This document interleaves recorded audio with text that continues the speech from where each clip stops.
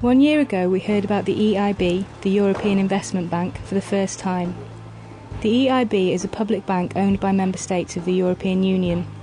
With annual loans totalling approximately €50 billion, it is one of the largest international finance institutions and now lends more annually than the World Bank. We were astonished not to have come across it before. We asked around about this bank, but very few people had heard about it.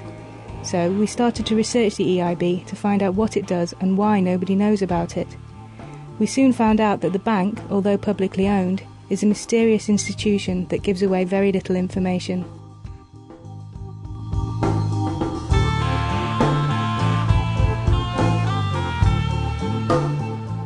In 2000, Alain Lepitz, a European parliamentarian, wrote a report about the European Investment Bank. The European Investment Bank was created very early in the history of the European Union.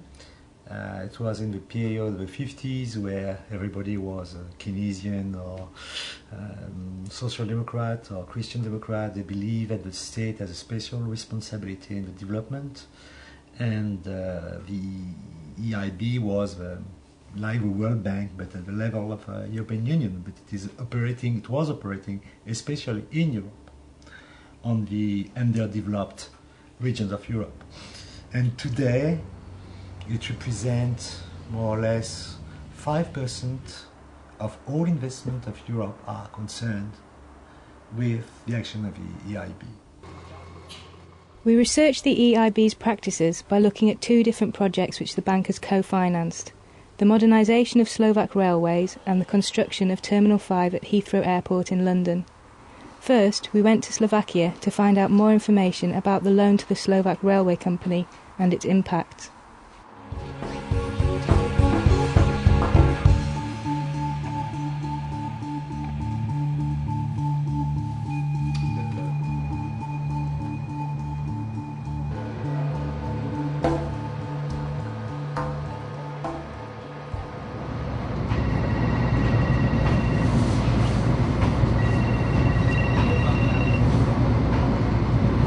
Prosím, Peťo. Oh yeah, hi, it's me. Actually, I'm not in the office, I'm in a train. I'm in a train to Manska, Štiavnica. That's one of these regional lines which were closed like in February and then later reopened. So we try to find out what the people think about it. Like that they didn't have the rail connection for like 5 months, and now it was reopened. Train is not really as crowded as it used to be before, so we sort of try to find out more information on this.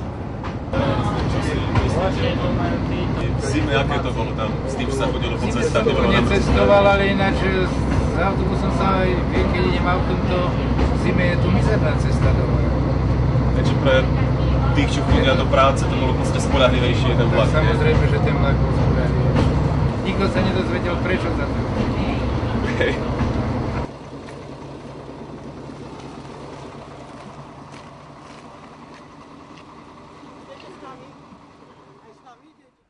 SEPA, the Centre for Public Advocacy, a Slovak non-governmental organisation, is based in the village of Ponická Huta. Since 1999 they have been trying to get information about a loan from the EIB to the Slovak Railway Company. SEPA believes that regional rail lines were closed because of a set of conditions attached to the loan.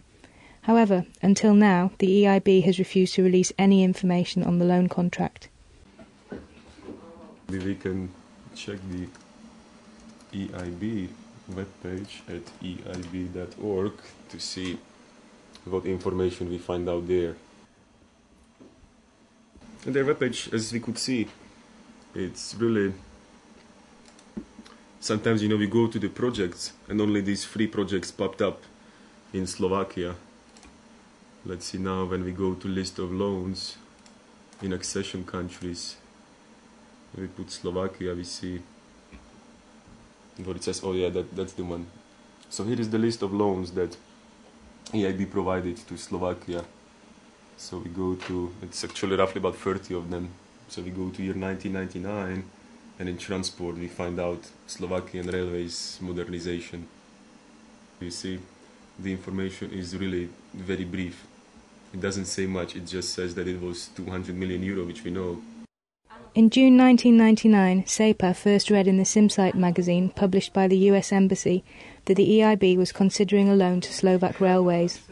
The EIB gave the government and Slovak Railways 2 weeks to decide whether or not to accept the loan conditions.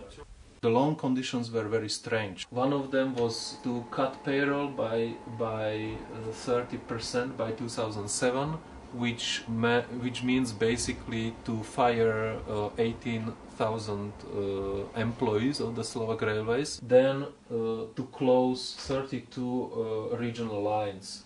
So we sent a letter to the bank, and we made it clear that we do not agree with such a list of conditions, and that there will be an opposition in the country, and that this will not help the Slovak Railways.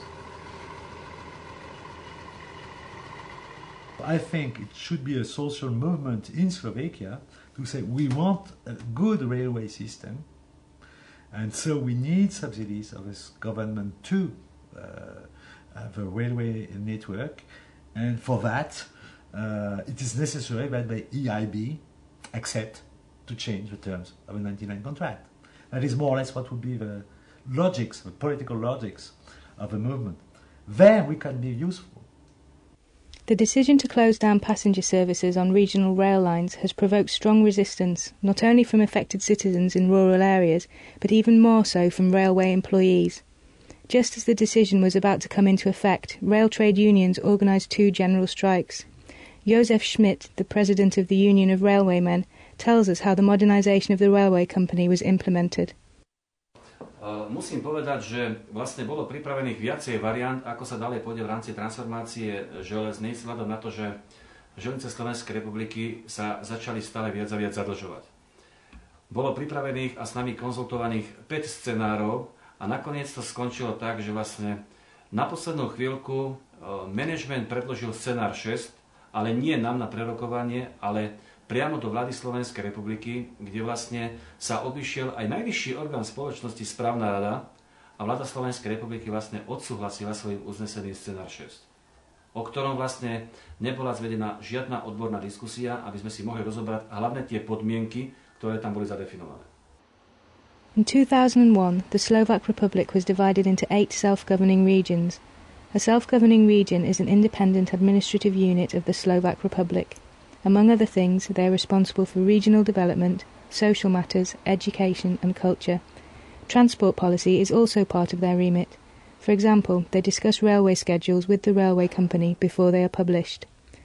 As part of his investigation, Peter Mihok from SEPA talked to the director of the department responsible for transport in the Nitra region.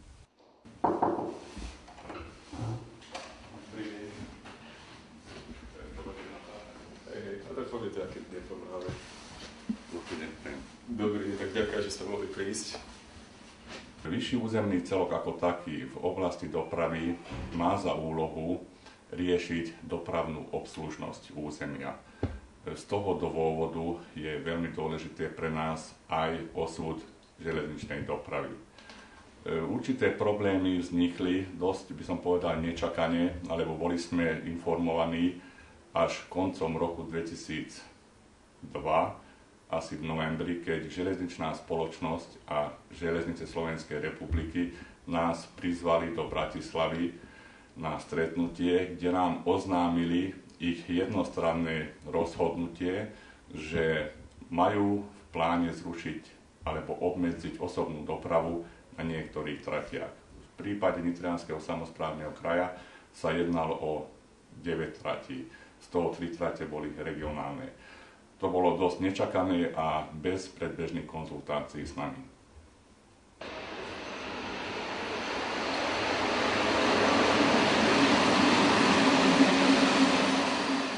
Ako sa vás to dotklo, keď 2. februára vlastne bol tento spoj zrušený? No, museli sme chodiť autobusmi a cestovať autobusom pol roka. Dačo strašné. Chodili preplnené autobusy a vôbec sa to nedalo zniesť. Malo to aj nejaké také praktické dopady na vás, napríklad, že by ste sa nedostali tam, kde sa potrebovali dostať, alebo niekto? No, autobusy chodili plné, takže sedieť v autobuse bolo nemožné. Boli sme radi, keď vlastne sme sa dostali do autobusy a mohli sme stáť. Jasne. To pohodlie vláku, to sa nedá porovnať. The main point in my report, which was voted by the Parliament and accepted by the EIB, was a new policy of disclosure to the NGOs. Now the problems appear. The first problems appears with Slovak case, as you may have heard. Immediately the EIB says, oh yes, we know there are problems in that pact, this contract we had with the railways of Slovakia, but it was in 1999. This contract was signed in 1999. We are not engaged. The president had changed, the director had changed. A contract is a contract. You cannot look back to the contract, and it was a contract with the government of Slovakia. It is done. In 2001, we again officially requested the EIB for complete list of loan conditions and timetable for their implementation. The bank responded that it cannot provide the loan contract, and it is up to the promoter and our competent authority to disclose a loan contract with the bank.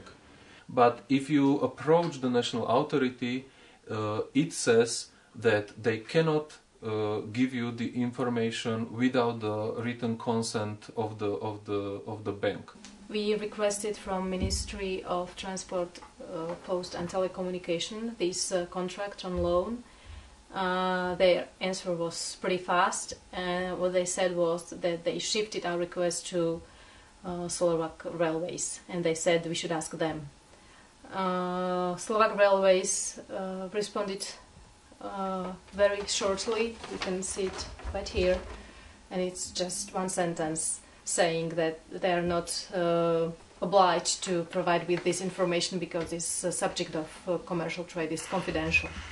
So what we did was we filed a petition to the court, and if the court refuses our petition, we still can appeal to the higher court.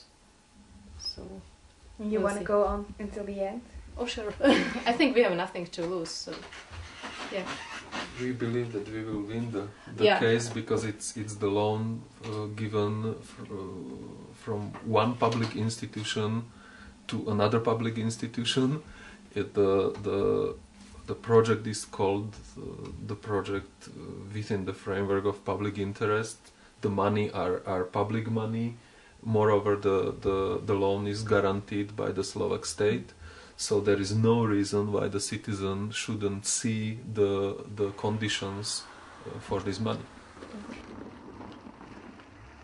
In early March 2004, a court decision was taken requesting the Slovak Railway Company to reply appropriately to a request for information from SEPA, as their original response did not meet formal legal obligations.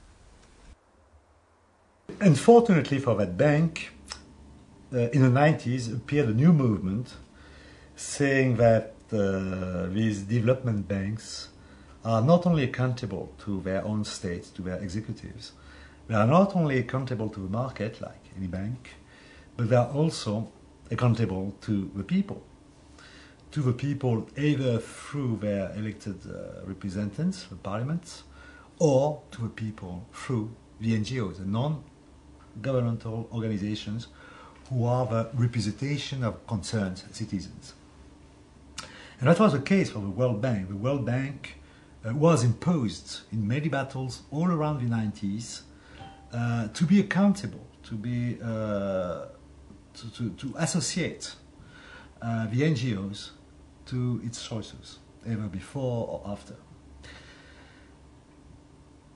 As a result, there was this contradiction that in 1999 there were huge demonstrations in Prague to control the World Bank, but absolutely nobody would care about the EIB. They had completely escaped to any control because nobody knew of them. Another reason might be also what I said before, the fact that the EIB never really wanted a lot of publicity, never really wanted to be visible. So that's one of the problems which we have when we talk about access to information. Because the EIB doesn't release all the projects they are considering, people often find out too late that the EIB was actually considering and financing a project. We often find out after the loan is signed that the EIB stepped in. This is the EIB website with some of the projects which they consider financing, not all of them. And you have the second railway modernization in Slovakia. Date of entry, which means when